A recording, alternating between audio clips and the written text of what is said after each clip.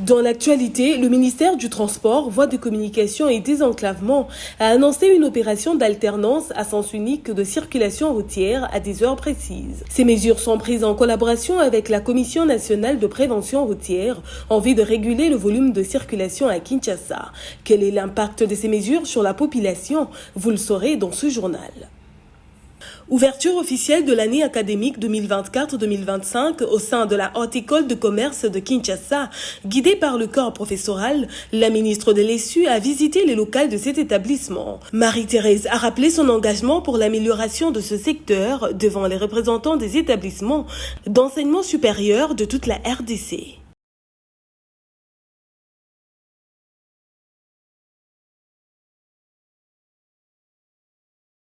Pour lutter contre la saturation du trafic routier à Kinshasa, le vice-premier ministre en charge du transport, voies des communications et désenclavement Jean-Pierre Bemba a annoncé une opération d'alternance à sens unique des circulations routières de 5h à 10h dans la capitale quinoise. C'est en collaboration avec la Commission nationale de prévention routière que ces mesures ont été prises dont la simulation a débuté le lundi 27 octobre. Sur terrain, ces mesures ont un impact négatif sur le quotidien des Quinois, notamment par des embouteillages monstres sur le boulevard du 30 juin, occasionnant la hausse du prix des transports. Face à cette situation, les usagers de la route n'ont pas manqué à s'exprimer car cette mesure a perturbé la circulation. Pendant 5h45, pendant le lobby, la 12h va comme dire, si Caraboué, donc ça va 3h du temps pour nous gagner. Alors, si on a la population sur le transport, on a vu ça, mais on a un embouteillage, embouteillage, embouteillage. Moi, il y a une solution. Par rapport à la condition, il y a normal, il faut que décision, mais pénaliser ma casse dans le journal, l'embouteillage est terrible.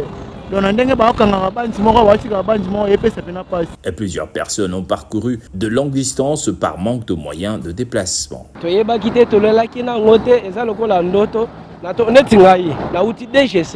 Na bandi makolo DGC ti awa na supermarché tokomi wana ba policier tracasserie kenini bakanisa to ibite nimite kama la moko tomoni bongo et puis transport difficile. D'autres estiment que ces mesures n'ont pas été bien communiquées car ils ne savent aucune itinéraire fluide à emprunter et aussi évoquent les tracasseries policières. Information les qui à ma cité. Information bonne les qui à ma cité. Que pour me expliquer biso que des aboyés ba tu va vendre na pompage. Na tonso bola muki boye la boye bozonge la boye. Donc netika lelo lundi toyeka mbala moko tukuti makambo échanger biso to vanda ka boye il faut ya boye netika na tika bana classe na zwi bango boye na yo tika bango be itinéraire comme changer mais oyebi no itinéraire té mais oye boye bakangi yo so bakangi na place ba expliquer ata papa itinéraire a changé et comme soko oye boye o lekela boye information les clients ya malamu té puis so bakangi yo faut ko lia yo 80 000 100 000 francs. Signalons que selon le gouvernement de la République, ces mesures sont prises à titre expérimental dans le but de rendre la circulation fluide, vont se poursuivre jusqu'au courant de la semaine. Il s'agit entre autres de la conduite à sens unique imposée dans certains axes aux heures de pointe, la fermeture de certains carrefours et le renforcement de la présence de policiers.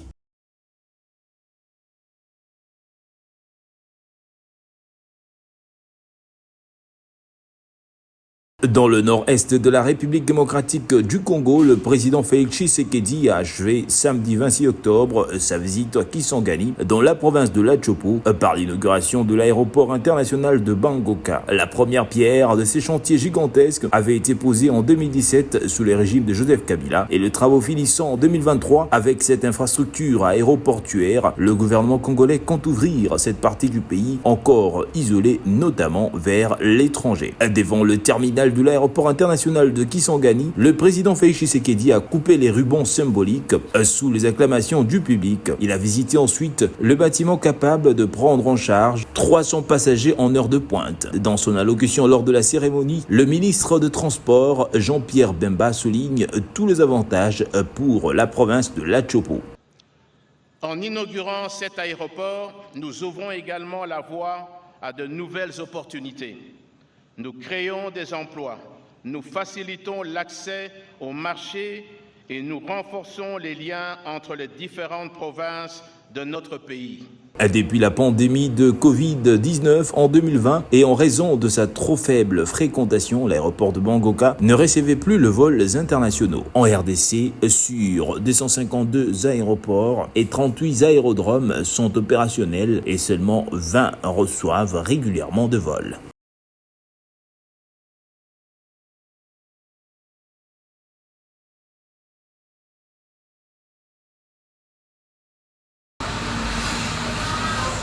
En marge de la deuxième Assemblée générale de la conférence de présidents des assemblées législatives africaines COSPAL qui s'est tenue à Accra durant 2 jours, soit du 26 au 27 octobre, le président de l'Assemblée nationale de la République démocratique du Congo, Vital Kamerhe, a été élu au poste de vice-président de cette organisation interparlementaire africaine de haut niveau au terme des élections organisées pour la mise en place des organes constituant cette organisation. Cette élection est symbole d'une victoire supplémentaire de la diplomatie parlementaire menée par le bureau de la Chambre basse du Parlement congolais depuis l'installation de son bureau définitif, ce qui offre 2 résultats majeurs pour la RDC, à savoir son élection à l'unanimité comme vice-président de la conférence de présidents de Chambre de représentants de pays d'Afrique pour la région d'Afrique centrale, ce qui marque une reconnaissance de son leadership dans cette région et de son engagement dans la promotion de la diplomatie parlementaire en Afrique. Vital Kamerhe a également lancé un message fort d'appel à l'unité et à la mutualisation de forces de pays d'Afrique pour promouvoir la paix, la sécurité et la coopération pour le développement de pays d'Afrique. Ainsi, chacun a sa main sur la Bible, le Coran ou le crucifix, selon sa croyance, a prêté serment devant l'Assemblée générale de la conférence de présidents des assemblées législatives africaines. Outre cette élection, la réunion interparlementaire africaine de haut niveau a aussi amendé et adopté le projet de constitution de la conférence de présidents de Parlement africain COSPAL et mis en place son secrétariat général, son comité d'audit ainsi que le groupe consultatif.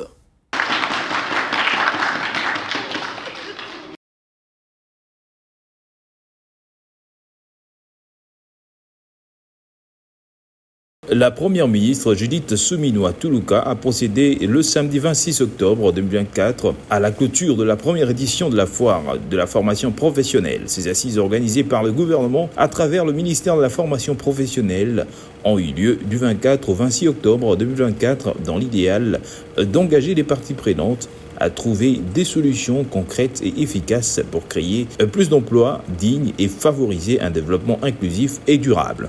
Dans son allocution de clôture, la Première ministre a salué l'initiative du chef de l'État de mettre en place un ministère dédié à la formation professionnelle. Elle a en outre rappelé les efforts menés par son gouvernement afin de résoudre les problèmes liés à ces secteurs. La tenue de la première édition de la foire de la formation professionnelle qui s'inscrit pleinement dans la vision de son Excellence, M. Félix Antoine Tshisekedi Tshilombo, président de la République démocratique du Congo et chef de l'État, qui, en dédiant un ministère à part entière à la formation professionnelle, a permis de placer par sa clairvoyance ce secteur longtemps ignoré au cœur des défis de la croissance et de l'amélioration de la qualité de vie des Congolais pour une société juste et innovante.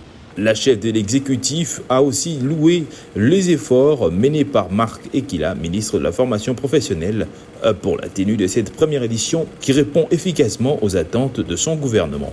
Pour sa part, le ministre de la formation professionnelle, Marc Ekila, a rappelé les 3 activités majeures de cette première édition. Il s'agit notamment de l'exposition foraine d'initiatives et activités de formation et insertion professionnelle, notamment de métiers verts, l'inscription de demandeurs à des programmes spéciaux gratuits de formation professionnelle dans les différentes filières, les sessions d'intelligence collective et partage d'expériences pour la construction d'une feuille de route permettant de faire de la formation professionnelle un accélérateur de l'agenda du développement durable. Notons que plusieurs stands de centres de formation dans le privé ont exposé durant cette foire avec comme opportunité des adhésions au choix ouvert aux jeunes désireux d'apprendre des métiers.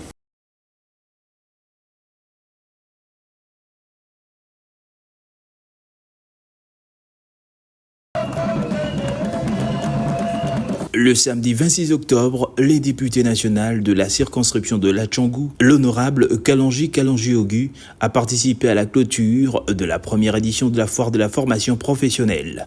Au cours de ces assises organisées par le gouvernement à travers le ministère de la formation professionnelle, cet événement a eu lieu du 24 au 26 octobre 2024 avec l'idéal d'engager le partie prenante à trouver des solutions concrètes et efficaces pour créer plus d'emplois dignes et favoriser un développement inclusif et durable. Avant l'arrivée de la première ministre, le ministre Marc Ekila et la figure de proue de Latchangou Kalonji Kalonji-Ogu ont participé aux différents panels animés par des experts. Au cours de ces derniers, axés notamment sur de solutions innovantes et réformes institutionnelles adéquates et projets de construction de hautes écoles, de formation professionnelle et autres, le promoteur de centres de formation professionnelle FOCA et La Grâce a plaidé pour l'instauration d'une taxe liée à la formation professionnelle. Alors, Excellence, là, il y a des années pour la maman ya ndunda bao nyonso bazali koyoka lopoto te. A respect alobi avant ya koyebanda kosala bamisala oyo peuple congolais sengeli tosala, il faut koya kozala certificat epana bango, il faut kolanda chaîne moko. Pourquoi est-ce que la cadre ya formation professionnelle liée toujours na défi ya financement okoki koinstaurer système moko tel que compagnie moko ekoki koemployer bango moko te ba main d'œuvre sans passer par formation professionnelle. Parce que ceux qui posent yango, je suis sûr que ba DG Afrique bayebi to mobiliser ba mbongo ebele pour accompagner formation professionnelle. Pour apporter un éclairage aux préoccupations de l'élu de Latchangou, Marc Ekila s'est à son tour exprimé en ces termes. Je remercie l'honorable Guy Kalonji, un ami qui accompagne vraiment le ministère à travers sa fondation FOCA. Mais c'est une question qui est déjà à l'examen. Dès le premier jour, nous avons qui n'a pas été le ministère. Alors, il faut que ça. Parce que vraiment, il y a des choses de nous. Là, il y a le ministère de la formation professionnelle, un ministère qui est. Après avoir participé au panel, l'heure était venue pour le ministre Marc Ekila, les députés nationaux Kalonji Kalonji-Ogu et le bourgmestre de la commune de Kasavubu d'accueillir la première ministre Judith Suminwa-Tuluka venue clôturer cette activité. Prenant la parole, Marc Ekila a plaidé pour l'intégration de la formation professionnelle dans tout projet de développement. La première ministre a indiqué de son côté que la tenue de cette foire est une preuve de volonté de son gouvernement d'améliorer l'accès à l'emploi de jeunes à travers le pays. Cette première édition de la foire de la formation professionnelle a été placée sous le thème « Formation professionnelle, levier du développement du capital humain et de la croissance économique ».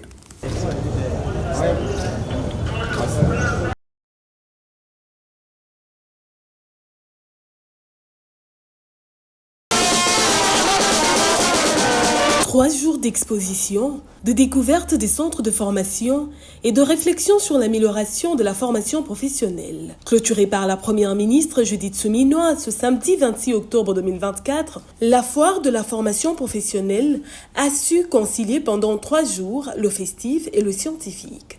Elle a ainsi rappelé l'importance de la formation professionnelle dans notre société. Cette première édition, dénommée Toye Kolamosala, avait comme thème la formation professionnelle, levier de développement du capital humain et de la croissance économique de la RDC. Cet aspect de formation professionnelle, c'est vraiment un levier. En fait, quand le ministre de la formation professionnelle parle de levier, c'est peu dire en réalité. Parce qu'en fait, c'est un levier principal d'une nation qui va même permettre, avec les compétences incorporées, faire de l'inclusion au niveau des compétences et surtout de la population elle-même, de sorte que la population soit le véritable acteur justement de l'économie du pays. Une session récapitulative a eu lieu avant la cérémonie de clôture. Ce panel a porté sur les solutions de financement. Christelle, directrice pays d'Enabel, structure partenaire au ministère de la formation professionnelle, n'a pas hésité à exprimer sa satisfaction pour cette innovation. Très impressionné et on est ravis que ça s'est tellement bien passé. On a bien vu qu'il y a de l'intérêt pour ce type de foire. On a vu tous ces jeunes qui sont venus apprendre pour aussi mieux comprendre. J'ai visité toutes les stands et les panels étaient très intéressants aussi. Je pense que cette foire donne vraiment des éléments très importants pour justement la concrétisation de la feuille de route de ce ministère. Signalons que lors de cette cérémonie de clôture, le ministère de la formation professionnelle et quelques partenaires ont procédé à la signature des accords. Il s'agit notamment de l'OVD, Vodacom, ONEM et autres. Grâce à cette foire, environ 4000 jeunes se sont inscrits dans différents centres pour suivre la formation.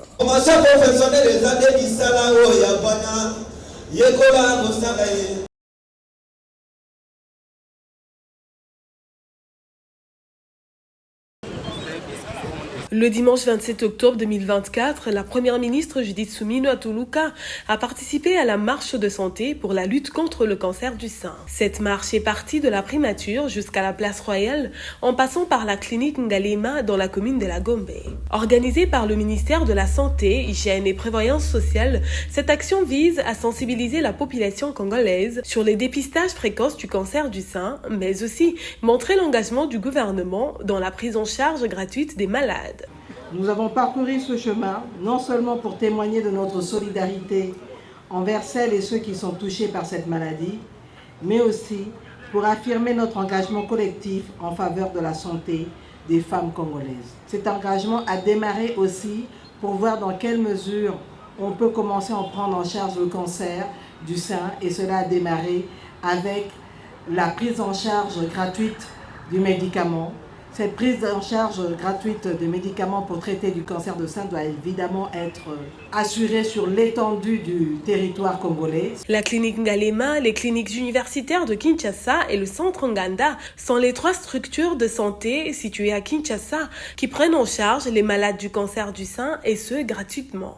La première ministre a visité l'une d'entre elles, Judith Suminwa, a échangé avec le médecin directeur de la clinique Ngalema sur la prise en charge des malades. C'est important qu'on puisse parler, qu'on puisse sensibiliser la population à cette cause et toutes les autres parties prenantes, parce qu'il y a moyen de trouver des lésions du cancer assez précocement en faisant le dépistage, mais aussi informer la population que le traitement est disponible et que pour le moment en RDC, tout au moins pour la province de Kinshasa, ce traitement est pris en charge gratuitement. Par ailleurs, le gouvernement Suminwa garantit aux Congolais l'accès aux services sociaux de base, conformément au pilier 4 de son programme d'action, PAG 2024-2028.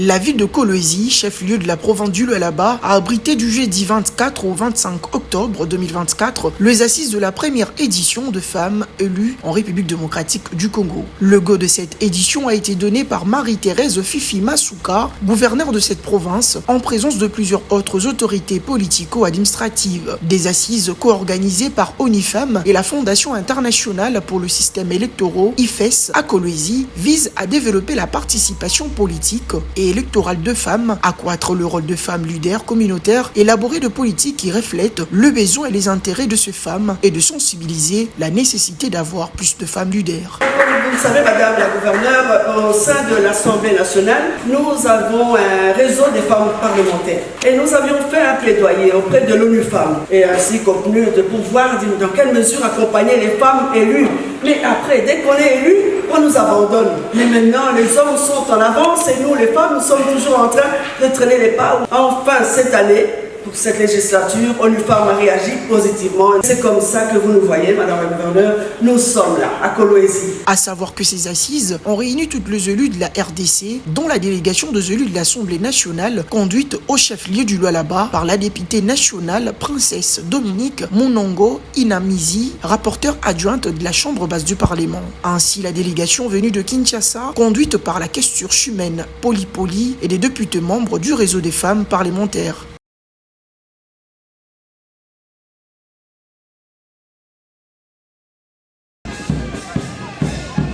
La ministre de l'Enseignement supérieur et universitaire Marie-Thérèse Sombo a procédé au lancement officiel de l'année académique 2024-2025 au sein de la Haute École de commerce de Kinshasa, ex-IEC, dans la capitale, ce lundi 28 octobre 2024. La ministre de l'ESU a été reçue par le corps professoral pour une visite guidée de l'Académie de hautes études de commerce de Kinshasa. Prenant la parole pour son mot d'ouverture, le secrétaire général de cet établissement a salué le grand travail et esprit de la ministre manifesté depuis son arrivée à la tête de l'ESU en RDC. En vous souhaitant la bienvenue, nous voulons saluer le dynamisme avec lequel vous mettez en œuvre les programmes d'action du gouvernement dans les sous-secteurs de l'ESU, notamment en ce qui concerne l'évaluation LMD, mais aussi la matérialisation de la volonté du chef de l'État en ce qui concerne la bonne gouvernance académique, administrative, financière et patrimoniale.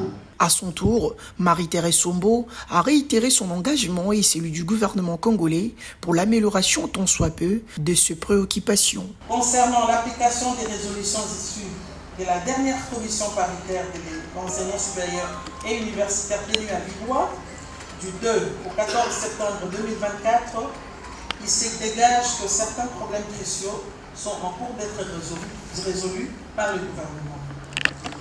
Afin de permettre une rentrée académique apaisée, ces problèmes seront pris en compte d'urgence.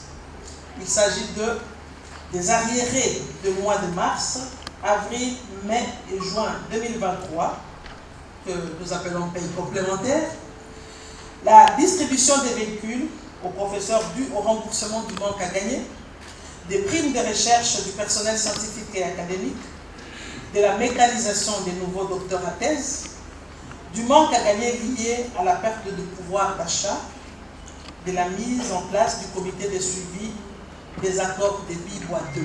Ainsi, la ministre a déclaré ouverte la nouvelle année académique 2024-2025. Je déclare ouverte l'année académique 2024-2025 sur toute l'étendue du territoire de la République démocratique du Congo. Je vous remercie. Rappelons que ce lancement a connu la grande participation du corps professoral de la RDC par la présence de représentants des établissements d'enseignement supérieur de toute l'étendue du territoire.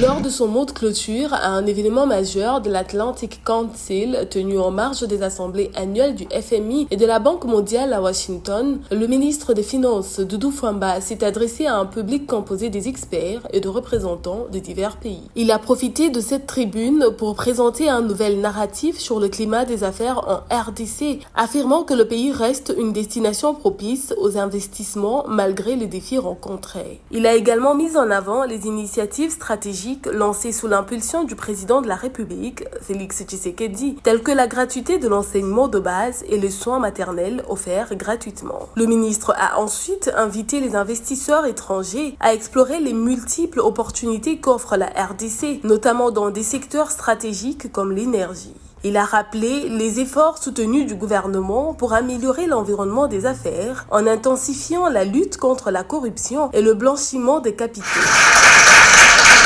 Thank you.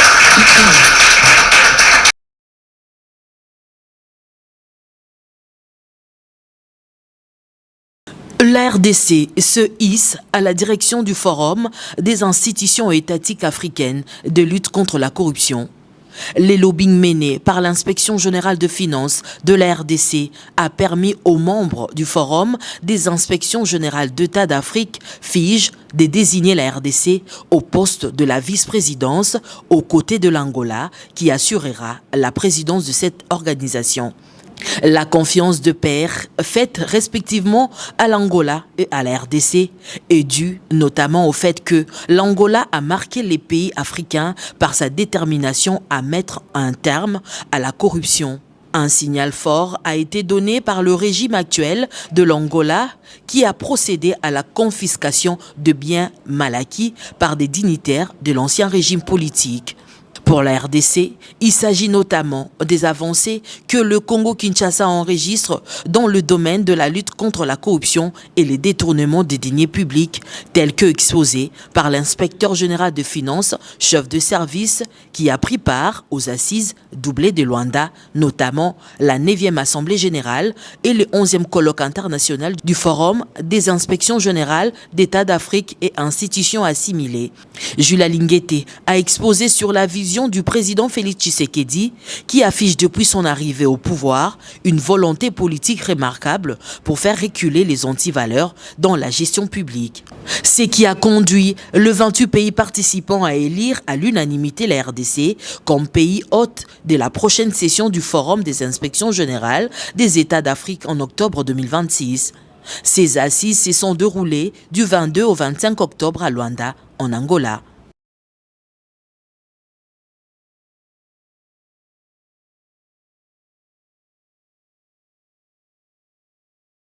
Le gouverneur de la ville, Daniel Bumba, a lancé samedi 26 octobre 2024 les travaux de réhabilitation de routes qui convergent vers le marché central dans l'objectif de la fluidité pour des véhicules avec un partage en toute sécurité de l'espace avec les piétons et les activités commerciales. Ces travaux concernent principalement les axes parallèles et perpendiculaires au boulevard du 30 juin. Il s'agit notamment des avenues Flambeau, Kassavubu, Kassai, Bokassa, de l'école, du plateau, du Marin et du marché. Des chantiers similaires sont d'ores et déjà programmés selon le gouverneur qui a cité les avenues Tambalbay, Rwakading, Itaga, Kabambare, Kabinda et Assosa. Ces travaux sont réalisés à la suite de ceux déjà entamés grâce à un financement du gouvernement, illustrant ainsi l'implication du président de la République, Félix Antoine Tshisekedi. Dans son intervention, le représentant des vendeurs du marché central a salué cette action de l'autorité urbaine dont le but est de mettre les vendeurs dans les meilleures conditions. Excellence, la population marchande pour bâtir qui au bazali koteka na marché central et zinga zinga batondi yo botondi na zela na ngai molobeli na bango pour na volonté oyo sili kotia na tina yete babalabala wane bonga pour ete basumbu bakoka ko accéder avec facilité na marché central. Pour sa part, le bourgmestre de la commune de Kinshasa a encouragé le gouverneur à poursuivre cette démarche pour désenclaver la capitale congolaise. Je vous dis sincèrement merci pour avoir choisi notre commune pour le lancement de ces travaux.